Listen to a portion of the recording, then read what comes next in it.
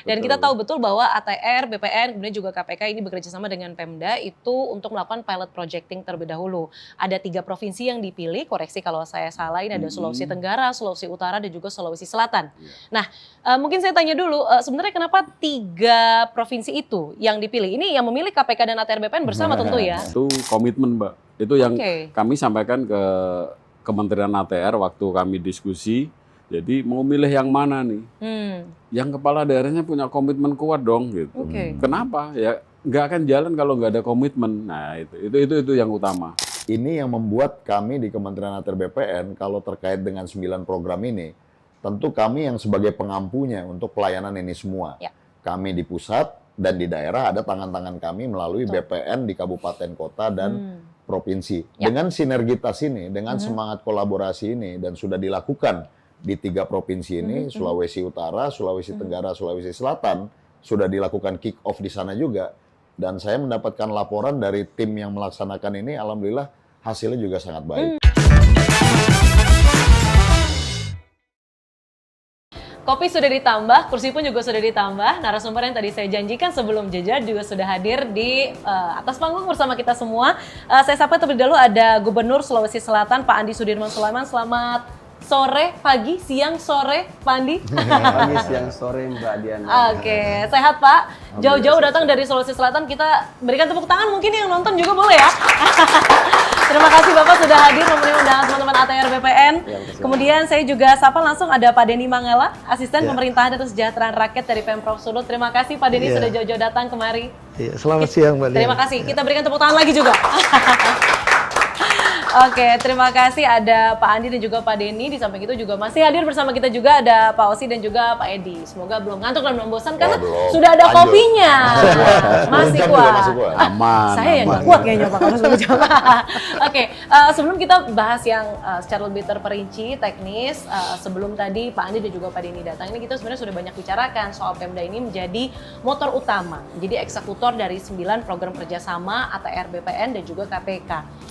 Saya mau mungkin Pak Denny dan juga Pak Andi cerita terlebih dahulu soal bagaimana pemerintah daerah dilibatkan di sini. Mungkin dari segi kunjungan, bagaimana Pemda diajak bicara soal 9 praktik kerjasama ini. Mungkin dari Pak Denny dulu, boleh? Oh iya, baik.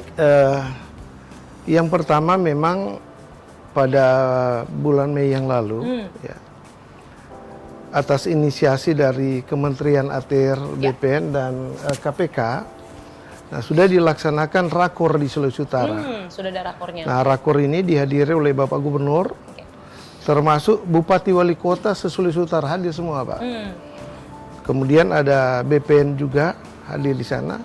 Nah, di sana itu sudah ditandatangani komitmen bersama dari semua kepala daerah, termasuk BPN, untuk implementasi 9 program ini. Dan ini sampai saat ini Bapak Gubernur terus memonitor implementasi di 15 kabupaten kota yang ada di Sulawesi Utara. Nah, ini tentu langkah yang sangat strategis yang diinisiasi oleh Kementerian ATR, BPN, dan KPK dalam rangka mewujudkan good governance. Dan ini tentu sebagai pemerintah daerah, baik provinsi maupun kabupaten kota, kita tentu sangat mendukung untuk implementasi 9 program ini. Oke, meskipun tugasnya artinya bertambah, tapi disambut baik karena itu tentu mewujudkan good governance tadi. Iya, karena untuk kebaikan bersama gitu. Oke, baik. Itu cerita dari Sulut. Kalau dari Sulut seperti apa, Pak Andi? Ya, terima kasih banyak Mbak Diana. Saya sampaikan bahwa kami tentu pertama mengucapkan terima kasih banyak kepada Kementerian ATR BPN dan juga KPK, Korsub, Pak Direktur yang senantiasa dan juga memilih Sulawesi Selatan sebagai salah satu piloting project untuk percepatan 9 program ini. Dan kita tentu menyambut baik karena selama ini tentang agraria itu, tentang pertanahan selalu terdengar masalah rumitnya, perselisihan. Jelimet gitu ya Pak Andi. Perselisihannya, kemudian masalah perizinannya yang rumit. Kita tidak dapat tuh isu-isu tentang bagaimana percepatan PAD, bagaimana percepatan investasi, kepastian hukum. Dengan ada program ini tentu ini sangat baik karena tentu dengan dipilih Sulawesi Selatan ini bukti bahwa Sulawesi Selatan ini sebagai salah satu wilayah yang memiliki komitmen dengan laksanakan kemarin ada penentang bersama untuk kesepakatan bahwa kita komit untuk bagaimana mempercepat program ini. Oke, ini juga sebenarnya yang banyak ditanyakan oleh masyarakat. Tadi juga sempat dibahas ataupun disinggung sedikit ya sama Pak Edi dan juga Pak Ausi. Kalau misalnya 9 paket program ini pun berjalan dengan optimal dan maksimal, yang tentu itu kita harapkan begitu ya. Perubahan apa sih yang paling dirasakan masyarakat? Itu kan yang menjadi pertanyaan masyarakat. Mungkin Pak Andi boleh silakan Pak. Iya, saya ingin ceritakan sedikit bahwa tanah sekarang ini kebanyakan masih sertifikat global misalnya, atau belum berubah atau gimana, sehingga kita ini di satu sisi masyarakatnya untuk mempertahankan tanahnya kan bisa jadi sengketa perselisihan tanah. Kemudian di sisi lain pemerintah kami ini dapatnya bahwa kita susah nih, masih tercatat tanah-tanah itu sebagai target objek PAD yang bagus, tapi justru tidak tercatat dengan baik. Karena kepemilikan satu yang tadinya sekarang sudah berkembang pesat. Ada bahkan satu surat itu bisa sampai banyak orang yang miliki. Waduh. Dan tumpang tindih. Sehingga saling klaim, kemudian terjadilah sengketa di mana-mana. Dengan adanya ini digitalisasi, sudah integrasi dengan OSS, integrasi dengan MPP, integrasi dengan RT RW, kemudian bisa memetakan geospasial. Ini luar biasa. Karena dampak bagi masyarakat kemudahan perizinan, dapat sertifikat mereka, tapi tentu kita juga pemerintah bisa yang mana harus punya kewajiban apa.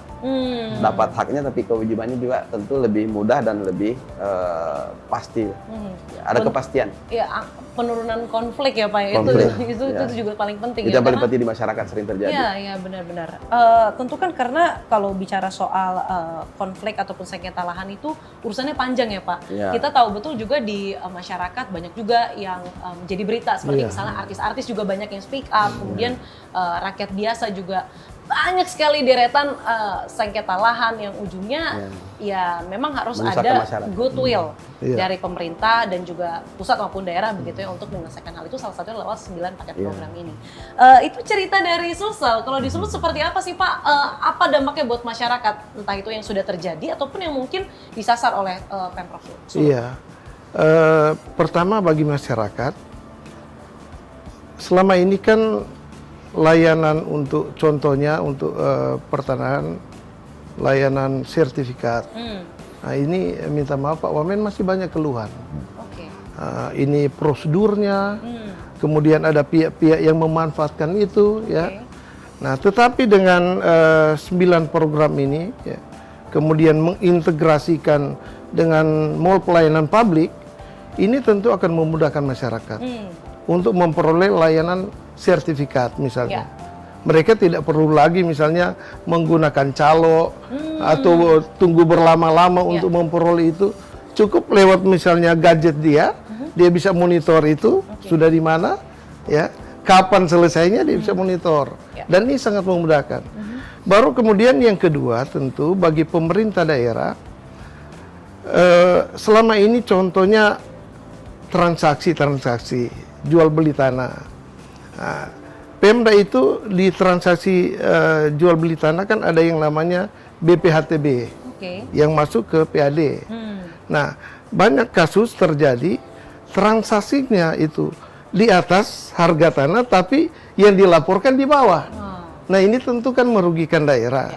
Tapi dengan diintegrasikan antara nomor identifikasi bidang dan nomor objek pajak, ini akan memudahkan ini. Dan ini akan menutup celah-celah yang seperti tadi. Apalagi BPN sekarang kan sudah menetapkan zonasi nilai tanah. Jadi nggak bisa lagi main-main ini. Kita akan tahu ini, Pemda akan tahu, oh ini zonasi nilai tanah untuk wilayah ini sekian. Kok transaksinya jauh di bawah? Nah ini ada something wrong. Nah, itu rugi kita. Nah ini sangat memudahkan. Kemudian yang ketiga tentu bagi investor dengan diintegrasikannya antara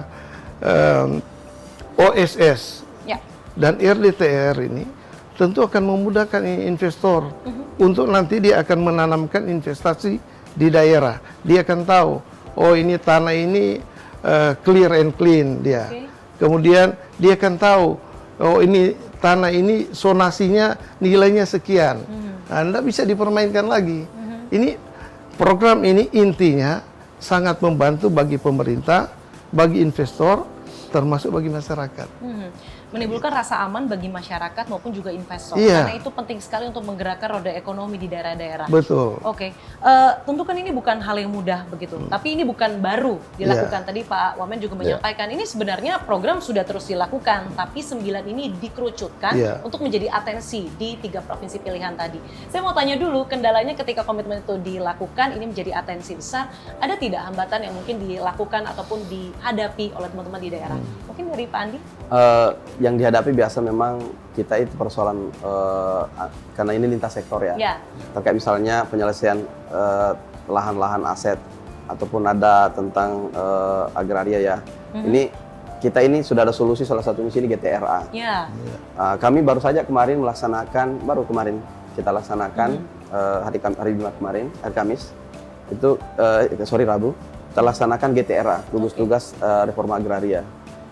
Saya yang pimpin langsung, ada kejaksaan, kemudian ada kita undang juga dari Forkopimda, kepolisian dan Kodam bahkan kita libatkan, kemudian dari pertanahan hadir semua untuk membahas 2 area yang menjadi target yang sangat strategis dan menjadi aset yang tidak jelas kepemilikannya tapi tercatat di KIB kami, di aset kami. Terus ada juga yang menjadi dipakai pendapatan orang lain tapi tidak masuk ke kami penghasilannya. Dari gugus tugas GTRA itu menghasilkanlah rekomendasi-rekomendasi dan sudah ada solusi dari rekomendasi itu untuk ditindaklanjuti BPN.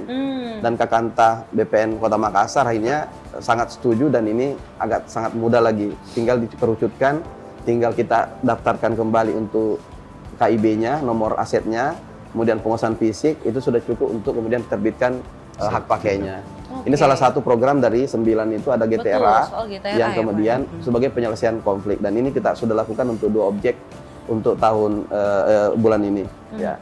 Dan ini kita terus akan melaksanakan per setiap minggu. Rencananya 1 minggu pertama untuk konsep kayak notulensi lah ya. Kemudian setelah itu baru rapat untuk rekomendasinya. Baru itu kita kirim. Nanti kita sasar lagi kayak seperti tanah-tanah yang luas konflik untuk lainnya, Pak. kayak seperti usaha-usaha yang besar ribuan hektar. Kita juga masukkan kadang-kadang tidak dipakai, terus terlantar sudah puluhan tahun nggak ada solusi, memiliki hak perdataan tapi sudah tidak lanjut. Nah inilah kita akan bawa ruang-ruang rapat-rapat GTRA sehingga itu sebuah pendapatan potensi investasi yang kuat. Kami sebagai provinsi ini sangat luar biasa kalau ini kita kemudian tindak lanjuti dan akan kembali ke negara. Iya, betul. Dan inilah sebenarnya ya Pak Wamen ya yang ditekankan bahwa optimalisasi GTRA itu bisa berjalan untuk mengkomunikasikan tadi ya. Tadi Pak Edi kan menyampaikan komunikasi ini adalah kunci. Satu waktu tapi kan suka jarang ngobrol gitu. Benar nggak tuh Pak Edi sama Pak Dedi? Benar ya?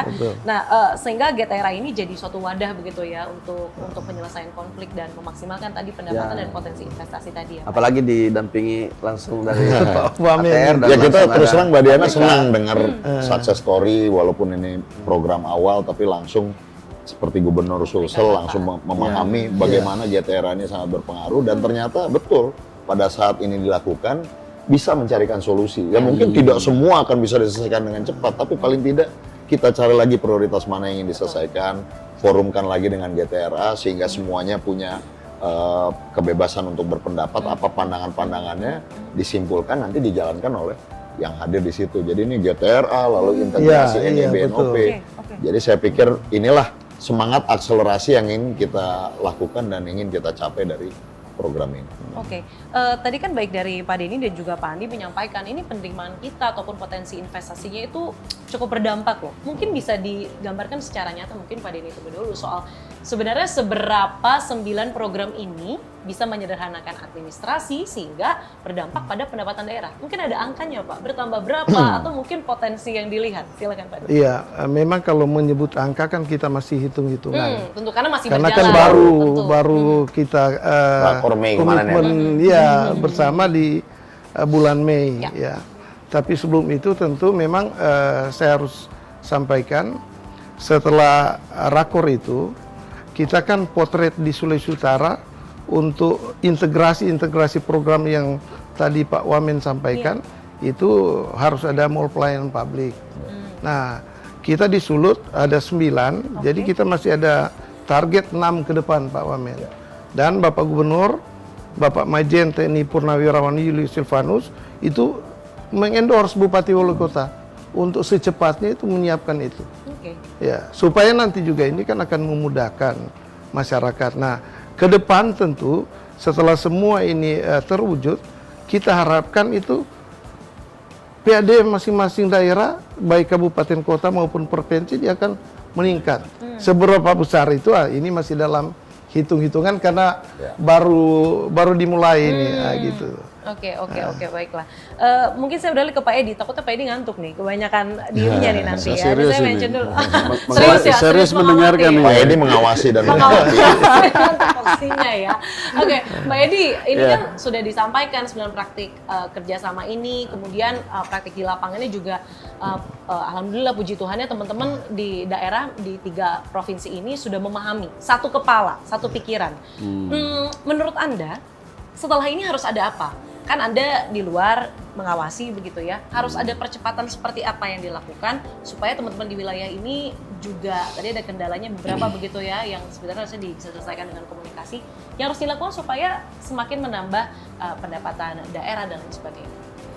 Jadi kita bicara impact ya, atau mungkin bahasa ininya apa sih yang mendapatkan keuntungan seperti apa sih kan gitu kan ya. Terlebih yang ini udah ada yang berjalan, mungkin KPK teman-teman KPK sudah ada input tambahan begitu untuk teman-teman di daerah. Nah kalau kami melihatnya begini Mbak, tadi Pak Gubernur Pak Andi, Gubernur Sulsel sudah menyampaikan bahwa dengan GTRA udah langsung merasakan nih. Selesai itu masalah. Ternyata dirapatkan bersama yang mohon maaf selama ini mestinya tanpa program ini pun harusnya dari dulu sudah bisa dilaksanakan kan gitu ya. Nah tapi kalau kami melihatnya dari sudut pandang yang lain. Yang pertama adalah mudah-mudahan kami harus membandingkan nih Mbak, ya tadi Pak Wamen sampaikan baru kemarin kan, belum bisa kita lihat nih. Tapi kalau kami konsennya adalah pengaduan masyarakat nantinya. Nah, pengaduan masyarakat yang selama ini sering mengadukan adanya pungli, adanya pemerasan. Nah, mohon maaf ya kan seperti itu kan ya. Nah, kami akan lihat nanti ada penurunan nggak. Nah, itu akan menjadi impact atau hasil yang dari sudut pandang kami ya. Mungkin dari Pak Gubernur mungkin akan melihat dari sudut pandang investasi nantinya. Dengan transparansi pasti investasi akan meningkat kan itu kan ya. Tapi kepentingan kami atau dari sudut pandang KPK adalah ada nggak nih penurunan tingkat korupsinya nih nanti di 3 provinsi ini gitu loh. Khususnya adalah korupsi di tadi suap, pemerasan dan juga mungkin bahasa umumnya pungli lah ya. Tapi suap, pemerasan, gratifikasi kalau bahasa undang-undangnya. Nah, terus setelah itu adalah tentunya adalah masyarakat merasa dimudahkan nggak, kan gitu kan ya, dimudahkan nggak. Tadi bahasanya memang kami lebih mengistilahkan selama ini ada di ruang-ruang gelap. Pengurusan mungkin dalam konteks ini kita bicara pertanahan ya, mungkin secara luas mungkin ada juga, tapi kita bicara pelayanan pertanahan, masyarakat itu banyak yang gelap bagaimana ngurus tanah ini. Akhirnya datang ke tadi yang Pak Asisten tadi sampaikan ke calo atau apa gitu kan ya. Nah, mudah-mudahan dengan ini nanti transparansinya dapat, masyarakat bisa mendapatkan keuntungan. Tapi kan susah di situ kita ukur kan ya. Tapi paling-paling Pak Gubernur yang bisa mengukur sendiri nantinya dari investasi, dari pengamanan aset, dari itu mungkin. Nah, dari teman-teman kalau dari kami sih itu Mbak, nanti dari pengaduannya turun nggak? Nah, kalau pengaduan turun berarti sukses nih program ini nantinya. Artinya kalau KPK bisa duduk santai ngopi tanpa mendengar aduan sana sini, itu artinya ada keberhasilan. Kerjaan makin dikit itu sukses loh. Dan kita harapkan begitu ya Pak ya. Kita harapkan begitu. Oke, saya mau mention sedikit soal pungli. Ini karena suatu hal yang menjadi concern masyarakat. Mungkin Sobat ATR BPN juga menaruh concern di sini. Saya mau tanya ke teman-teman daerah, sebagaimana 9 program kerjasama ini bisa menurunkan celah-celah pungli itu, Pak?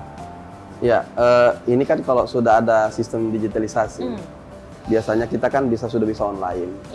Kemudian kita sudah mall pelayanan publik sudah ada semua di kabupaten kota. Bahkan kami provinsi sudah punya juga mall pelayanan publik sistem digitalisasi.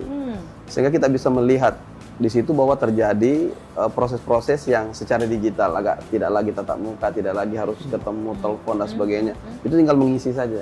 Dan kemudian seperti ini akan terjadi percepatan. Misalnya OSS ini kita 7 hari langsung sendiri jalan.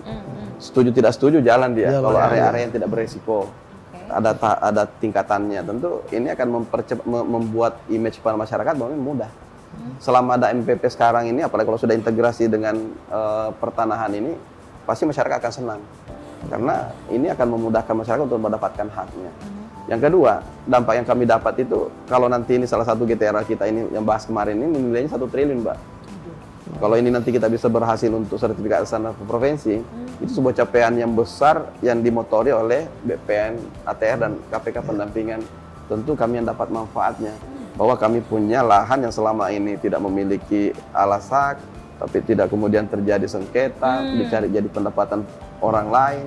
Pendapatan ada fasilitas yang dipakai orang. Sehingga ini nanti kalau jadi masuk pendapatan kita kan luar biasa. Belum lagi asetnya. Di Kota Makassar lagi. Betul. Nah, ini luar biasa. Itu loh penting inventarisasi aset tadi ya Pak ya. Ini sekitar 10 hektar lebih. Buat lokasi. Good start. Good start ini. 1 triliun Nah, ini ya, Pak, GTRA ini kalau kita gedor terus di poin berapa ya, kalau tidak salah poin 7 ya. GTRA tadi. Nah, ini luar biasa, bisa optimalisasi kita. Oke, baik. Dan itu bisa menjadi investasi ataupun program-program Astacita. Kita punya lahan.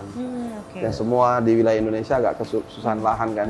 Karena ada program-program sekolah rakyat, ada kampung nelayan, ada kemudian program-program KDMP dan sebagainya. Bapak Presiden mencanangkan, tentu kita akan menyambut dengan adanya kesediaan daripada availability dari lahan.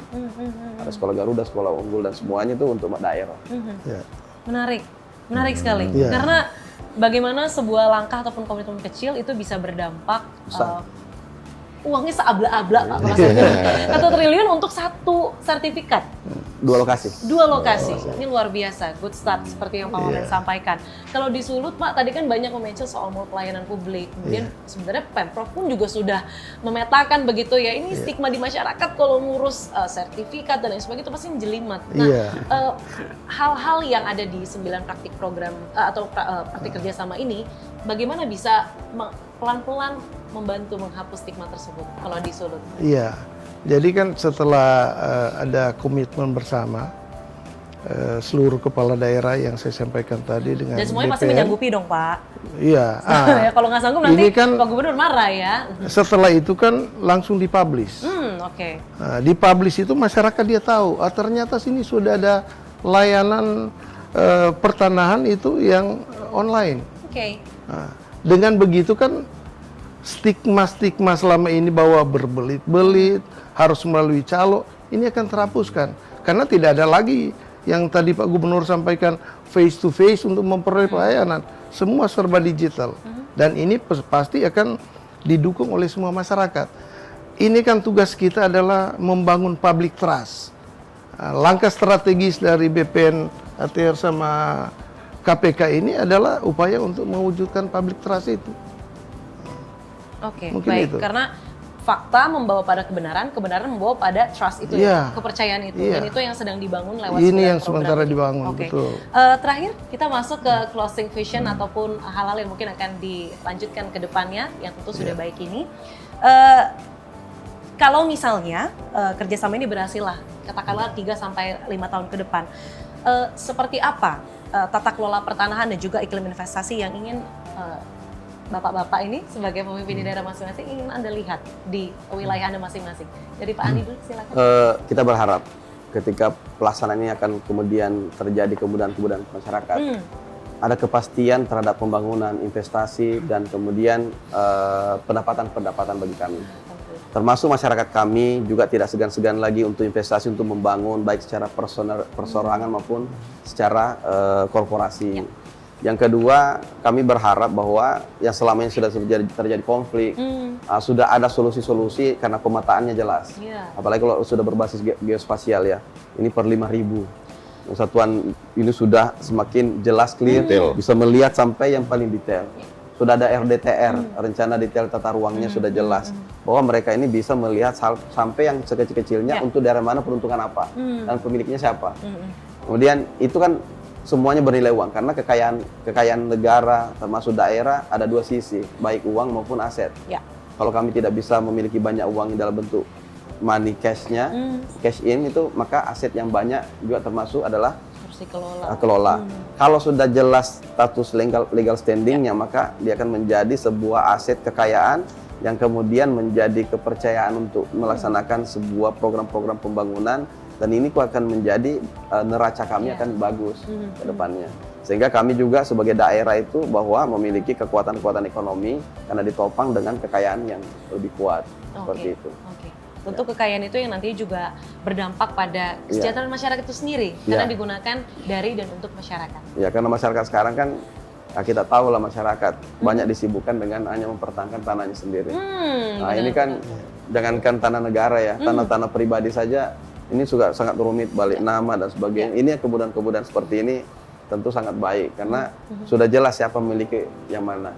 Oke, baik. Kita harapkan transformasi itu ada di Sulawesi Selatan. Ya, silakan dari Sulawesi Utara hari ini.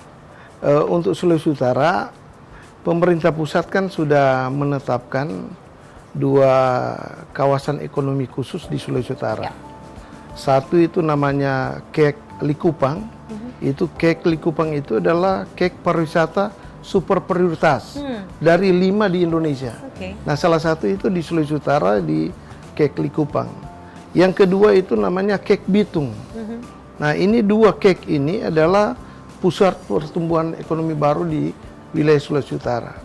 Nah, tentu dengan implementasi 9 program dari ATR BPN dan KPK ini tentu akan makin menciptakan iklim investasi yang kondusif di Sulawesi Utara, terutama dalam rangka menumbuhkan 2 kek ini supaya dia makin geliat lagi ini, makin berkembang bagus untuk peningkatan ekonomi di Sulawesi Utara yang dampaknya akan dirasakan juga oleh masyarakat Sulawesi Utara.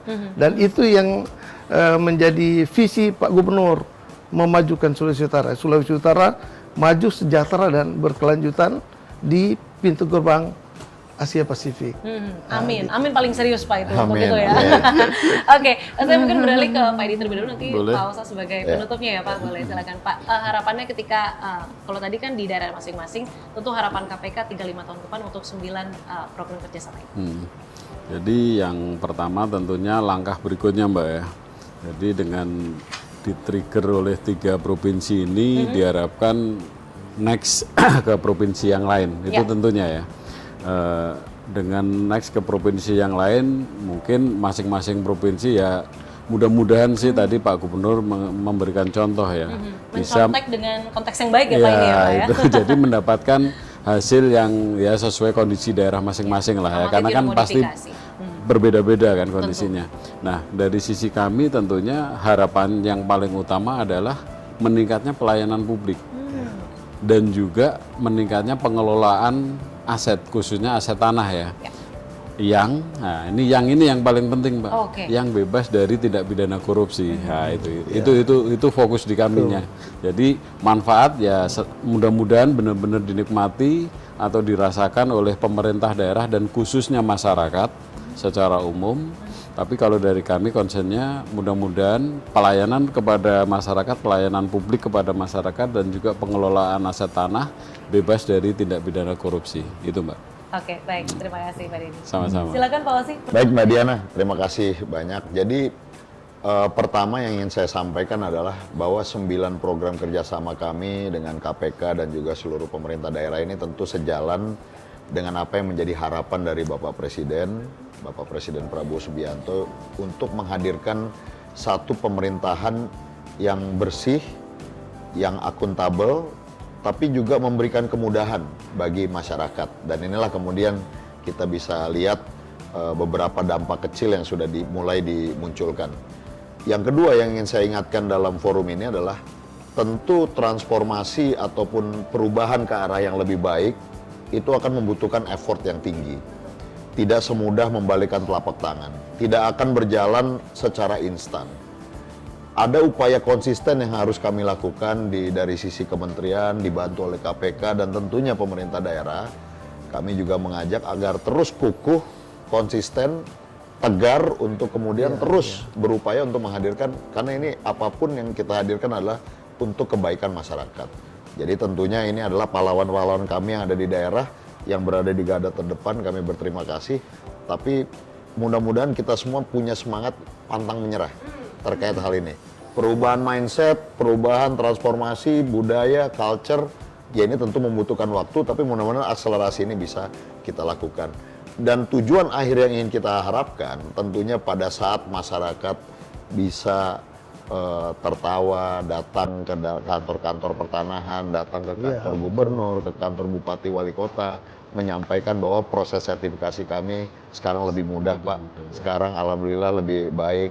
Sekarang pelayanan BPN lebih sempurna.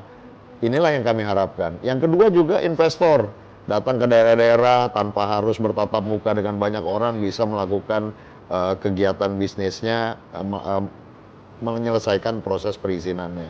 Termasuk pemerintah-pemerintah daerah bisa menata aset-asetnya, bisa mendapatkan PAD yang lebih banyak untuk kemudian melayani masyarakatnya masing-masing. Nah, itulah tujuan akhir yang tentunya ingin kita lihat. Kalau itu bisa tercapai, ditambah bonus yang sangat tinggi, bisa meminimalisir adanya tindak pidana korupsi, ya itu semakin sempurna. Itulah yang akan membuat Kementerian ATR BPN merasa bahwa program ini alhamdulillah bisa berhasil, dan begitu pula dengan KPK. Jadi kami titip kepada teman-teman di daerah, Pak Gubernur, Pak Asisten, terus bersemangat, jangan pantang menyerah, Pak. JTRA pun nanti pasti ada tantangan dan juga cobaan-cobaannya, tapi kita harus tegar dan berusaha untuk semua permasalahan insya Allah ada solusinya. Saya pikir itu dari saya, Mbak Diana. Semangat pantang menyerah, karena hal yang benar dan baik belum tentu mudah dilakukan ya Pak. Betul, ya? betul. Oke. Dan mungkin itulah yang akan menjadi percontohan ya 3 provinsi ini untuk mungkin teman-teman daerah yang nanti SM goes by. Itu bisa akan bertambah. Expansion. Insya Allah segera kita lakukan. Segera dilakukan. Terima kasih banyak. Kita mungkin boleh berikan tepuk tangan untuk keempat narasumber kita hari ini. Terima kasih Pak Andi, Pak Osi terima kasih banyak, Pak Denny dan juga Pak Edi terima kasih banyak waktunya dan juga kebersamaannya selama kurang lebih 1 jam ke belakang tadi ya. Oke, terima kasih banyak Sobat ATR BPN sudah menyimak dari tadi atas kebersamaan Anda. Kita jumpa lagi di podcast ATR BPN berikutnya. Saya Diana Valencia. Sampai jumpa. Thank you, Pak Gubernur. Terima kasih, Pak Asisten. Terima kasih.